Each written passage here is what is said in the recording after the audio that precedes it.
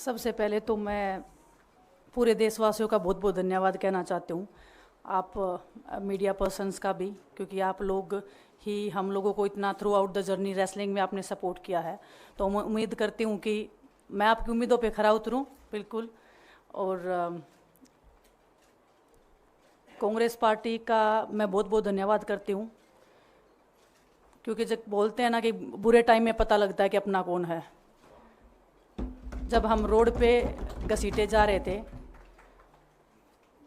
तो छोड़ के बीजेपी को, देश में जितनी भी पार्टियां हैं वो हमारे साथ में थी, हमारे दर्द को समझ पा रही थी, हमारे आंसुओं को समझ पा रही थी।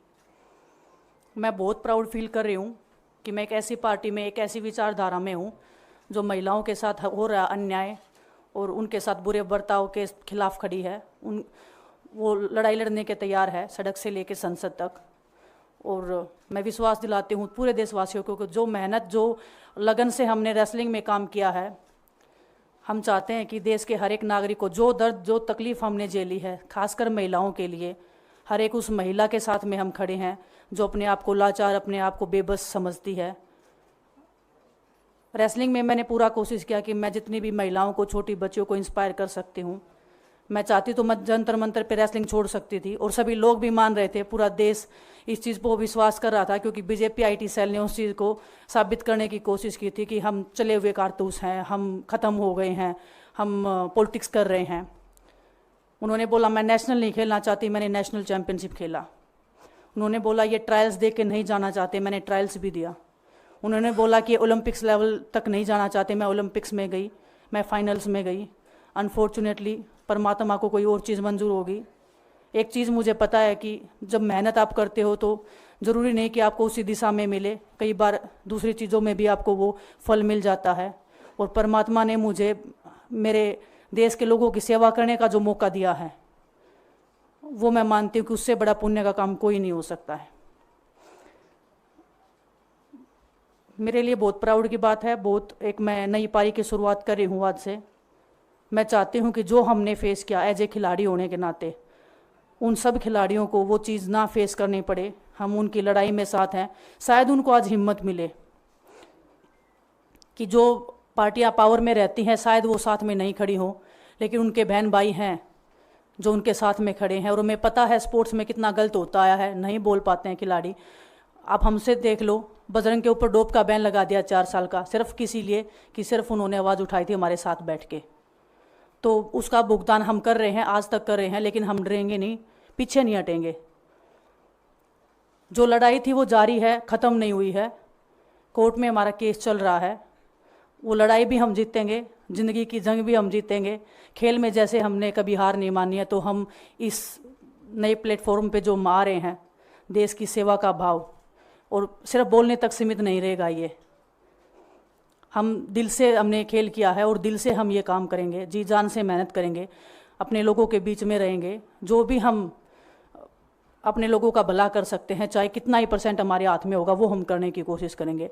और मैं अपनी बहनों को बताना चाहती हूँ कि आपकी बहन आपके साथ में है। किसी भी मुसीबत में, किसी भी पल, किसी भी क्षण आप ऐसे मत समझना कोई भी आपके साथ में नहीं है। जब कोई नहीं खड़ा होगा तो मैं आपके साथ में ज़रूर खड़ी रहूँगी, कांग्रेस पार्टी आपके साथ में ज़रूर खड़ी रहेगी। ये हमने फील किया था, और मैं वादे से कह सकती हूँ, दावे से कह सकती हूँ कि बिल्कुल आपके साथ भी खड़े रहेंगे। बहुत बहुत धन्यवाद आप सबका। धन्यवाद दिनेश जी। मैं बजरंग पुनिया जी से आग्रह करूंगा कि वो अपने विचार आपके सामने रखें। सभी को नमस्कार। और मैं धन्यवाद दूंगा केसी जी का, हरियाणा के प्रभारी हमारे दीपक बावरिया जी का, अध्यक्ष हमारे उदयभान जी का, पवन खेड़ा जी का, और विनीत पुनिया जी का, और जितने भी कांग्रेस के हमारे लीडर हैं उन सब का, कि हमें विनेश ने बताया कि बुरे समय में हमारे साथ खड़े हुए। जो आज बीजेपी की आईटी सेल बोल रही है कि इनका मकसद तो सिर्फ राजनीति करना था, हमने तो उनको लेटर भेजा था, वो जब भी नहीं आए। हमने तो बीजेपी के जो सांसद थी, जितनी भी महिला सांसद थी, उनके घर पे लेटर दिया था, वो फिर भी उन बच्चियों के साथ नहीं खड़े हो पाए। कांग्रेस पार्टी तो बिना कुछ हमने इनको बताया ये वहाँ पे हमारे साथ खड़े हुए। तो देश की बेटियों की जो आवाज़ उठाई उसका भुगतान हम कर रहे हैं। लेकिन ये चीज़ हमें पता लग गई कि जो अत्याचार बेटियों पे हुआ जंतर मंतर पे, उसके साथ सिर्फ बीजेपी पार्टी खड़ी हुई और सभी पार्टी हमारे साथ खड़ी थी। और जो भी आज हम इस पे कांग्रेस पार्टी में आए हैं, मैं धन्यवाद देता हूं सभी का। हम अपनी पूरी मेहनत, जितनी हमने कुश्ती में मेहनत की है, जितनी हमें किसान आंदोलन में मेहनत करी है, जितना अग्निपथ योजना के टाइम पे मेहनत करी है और बेटियों के आंदोलन में मेहनत करी है, ऐसे ही मेहनत करेंगे और कांग्रेस पार्टी को भी मजबूत करेंगे और देश को भी मजबूत करेंगे और ग्राउंड पे रह के काम करेंगे। जैसे रेसलिंग में बचपन से 7-8 साल की उम्र में लगे थे, जब यह पता नहीं था कि हम ओलंपिक मेडल जीतेंगे, लेकिन धीरे धीरे आगे बढ़ते गए, मेहनत करते गए और वो मुकाम हमें मिला, क्योंकि ओलंपिक से बड़ा कोई भी प्लेटफॉर्म नहीं होता। और जिस दिन विनेश फाइनल में गई, उस दिन पूरा देश जोश में था, पूरा जश्न हुआ। लेकिन अगले दिन जो घटना हुई, पूरा देश दुखी था।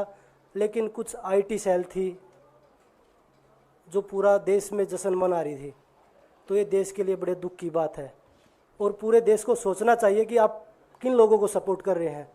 जो देश में खिलाड़ियों के साथ, महिलाओं के साथ, किसानों के साथ, जवानों के साथ जो अत्याचार कर रहे हैं, आप उन लोगों को सपोर्ट कर रहे हैं। तो मैं यही बोलूँगा कि हम मिलके मजबूती से लड़ेंगे और जो संघर्ष की लड़ाई, उसमें हम हमेशा कांग्रेस के साथ खड़े रहेंगे। और जो विनेश ने बोला कि हम हर जो महिला, जो बेटियां, देश की बेटियां हैं जिनके साथ अत्याचार होता है, हम उनकी आवाज़ हमेशा उठाते रहेंगे। सभी का धन्यवाद।